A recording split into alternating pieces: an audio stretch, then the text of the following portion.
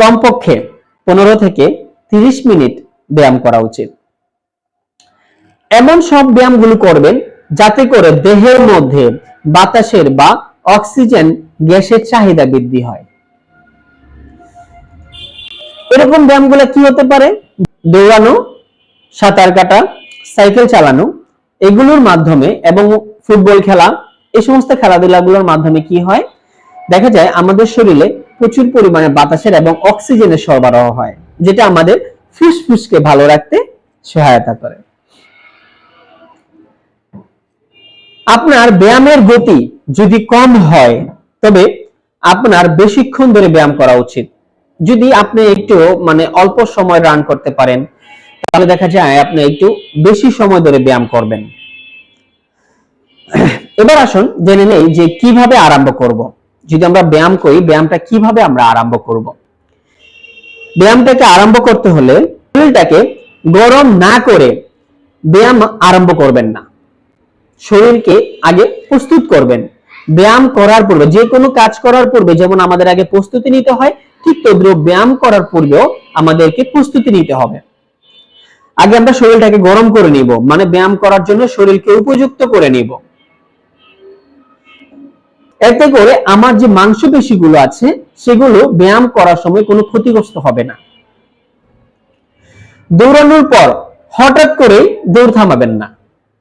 আপনি ব্যায়ামের মধ্যে দৌড়াদৌড়ি করতেছেন, দৌড় দিচ্ছেন, হঠাৎ করে দৌড়টা থামাই দিবেন না। আস্তে আস্তে আস্তে আস্তে দৌড়টাকে থামান এবং আস্তে আস্তে হেঁটে হেঁটে হেঁটে হেঁটে দৌড়টাকে থামান। তাহলে আপনার ব্যায়ামটা আপনার শরীরের জন্য কোনো ক্ষতি বয়ে নিয়ে আসবে না। এবার চলুন জেনে নিই যে কখন আপনারা ব্যায়াম করবেন। সূর্যের তাপ অপেক্ষাকৃত কম থাকার সময়, সেটা হতে পারে সকালে অথবা বিকেলে। এই সময় ব্যায়াম করা সর্বোত্তম এবং এটা ব্যায়ামের উপযুক্ত সময়। হাঁটলে সকালে হাঁটবেন, রোদ ওঠার সময় আপনি হাঁটা বা ব্যায়ামটা বন্ধ করে দিবেন। আর যখন সূর্য মাত্র উঠবে, যে মাত্র সূর্য উঠতেছে, আলোটা শরীরে খুব ভালো লাগে, এই সময় হাঁটা সবচেয়ে বেশি উপযোগী। এই সময় হাঁটা চলা করবেন। এবং হয়েছে যে কোথায় ব্যায়াম করবেন। এখানে বলা হয় যে ব্যায়াম করার জন্য উপযুক্ত স্থান হচ্ছে পার্ক, কোন পানি সংরক্ষিত এলাকা, বোটানিক্যাল গার্ডেন, সমুদ্র সৈকত, স্টেডিয়াম, অর্থাৎ যে সমস্ত জায়গাগুলোতে অতিরিক্ত বাতাসের চলাফেরা আছে, জনবসতি কম আছে, মানুষের যাতায়াত কম আছে, যানবাহন কম আছে, ওই সমস্ত জায়গাগুলোতে ব্যায়াম করা সর্বোত্তম। আমরা ওই সমস্ত জায়গাগুলোতে ব্যায়াম করব। গায়ে কি পরে আপনি ব্যায়াম করবেন সে বিষয়ে বলা হয়, গরমের দিন আপনি স্পোর্টসের যে শার্ট আছে, গেঞ্জি আছে, এগুলো পরে আপনি গরমের সময় ব্যায়াম করতে পারেন।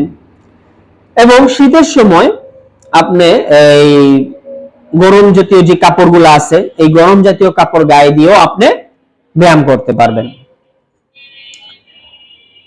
ব্যায়াম করার সময় অবশ্যই পায়ে আপনার রানিং শু থাকতে হবে। ব্যায়াম করার সময় পায়ে রানিং শু থাকাটা সবচেয়ে বেশি জরুরি। যদি এটা হয় তাহলে সবচেয়ে ভালো, আর যদি না হয় তাহলেও কিছু করার নেই, তাহলে কোনো সমস্যা নেই, আপনি ব্যায়াম করতে পারবেন। তবে রানিং শু পরে ব্যায়াম করা প্রচুর আরামের। এটা আপনাকে স্ট্যামিনা যোগাবে, শক্তি যোগাবে, উৎফুল্ল করবে ব্যায়াম করার জন্য। যদি রানিং শু পরতে না পারেন তবে সমস্যা নাই, তবে ওই ক্ষেত্রে আপনি অবশ্যই সতর্কতা অবলম্বন করে ব্যায়াম করবেন। কি খেয়ে ব্যায়াম করবেন?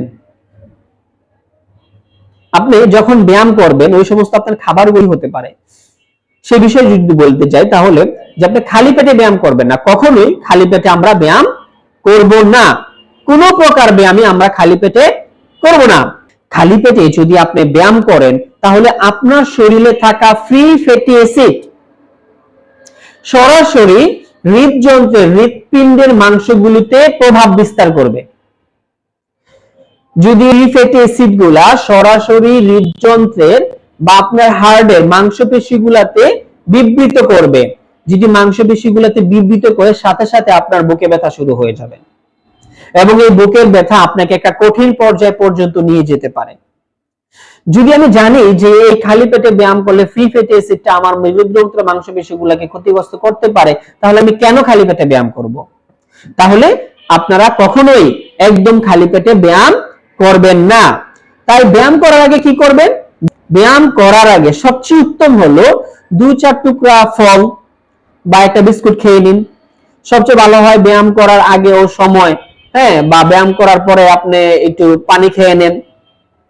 এতে ব্যায়ামের সময় ঘামের সাথে শরীরের বর্জ্য পদার্থ বের হয়ে শরীরটা সুস্থ রাখবে।